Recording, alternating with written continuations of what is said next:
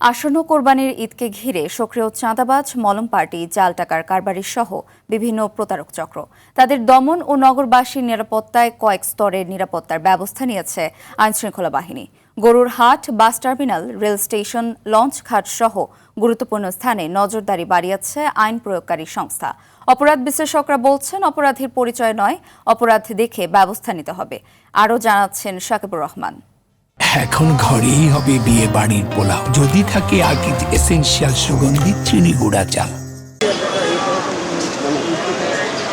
পবিত্র ঈদ উল আজহায় প্রিয়জনদের সঙ্গে আনন্দ ভাগাভাগি করতে রাজধানী ছাড়তে শুরু করেছে ঘরমুখী মানুষ। নিরাপদ যাত্রা, ফাঁকা রাজধানীর আইন শৃঙ্খলা পরিস্থিতি ঠিক রাখতে পুলিশ, র্যাব সহ কঠোর নজরদারি করছে বিভিন্ন গোয়েন্দা সংস্থা। ঈদের ছুটিতে ফাঁকা রাজধানীতে চুরি ও ডাকাতি রোধে বিশেষ নৈশ টহলের পরিকল্পনা নিয়েছে আইনশৃঙ্খলা বাহিনী। গুরুত্বপূর্ণ মোড়গুলোতে বসানো হয়েছে অতিরিক্ত সিসি ক্যামেরা ও চেকপোস্ট।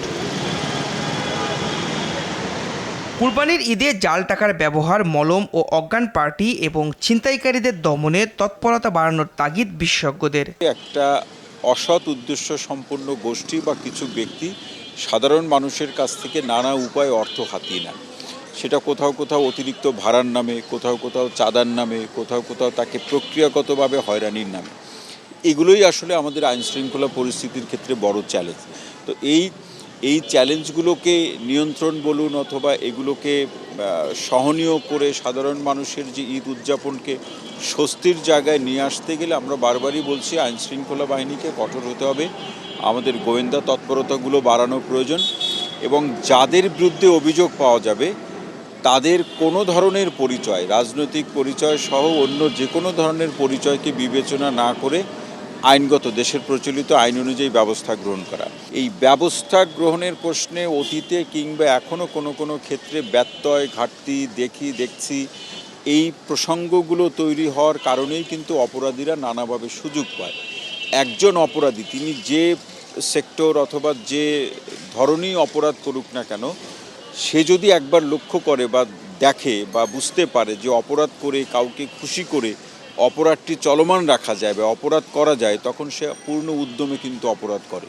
সেটা ঈদ কেন্দ্রিক বা উৎসব কেন্দ্রিক অপরাধী হোক অথবা নিয়মিত অপরাধী হোক। ডিএমপি বলছে, কুরবানির হাট থেকে শুরু করে ঈদ যাত্রার সব জায়গায় নেওয়া হয়েছে বাড়তি নিরাপত্তা। যারা বাড়ির দিকে রওনা করবে, বাসা বাড়ি ছেড়ে, তাদের প্রতি আমাদের একটু পরামর্শ থাকবে যে প্রায় ম্যাক্সিমাম এলাকায় কিন্তু সিসি ক্যামেরার আওতায় আছে। তো সিসি ক্যামেরাগুলি ঠিক আছে কিনা তারা যেন সেটি একটু চেক দেয় এবং তাদের নিজস্ব বাসা বাড়ি জিনিসপত্রগুলি ঠিকমতো হেফাজতে আছে কিনা, ঠিকমতো তালাবদ্ধ আছে কিনা সেটাও তারা একটু নজর দেবেন। আর ছিনতাই, মলম পার্টি, অজ্ঞান পার্টির দৌরাত্ম প্রতিরোধের জন্য আমাদের পোশাকি এবং সাদা পোশাকের পুলিশ অ্যাক্টিভ থাকবে। আমাদের নিয়মিত টহলের বাইরে অতিরিক্ত টহলের ব্যবস্থা করবো। আমরা অতিরিক্ত লেনদেনের ক্ষেত্রে, মানে বেশি টাকার লেনদেনের ক্ষেত্রে আমরা মানি স্কটের ব্যবস্থা রাখবো। প্রশাসনের পক্ষ থেকে সার্বিক নিরাপত্তার নিশ্চয়তা দেয়া হলেও নাগরিকদের নিজেদের নিরাপত্তায় অবহেলা না করার তাগিদ বিশেষজ্ঞদের।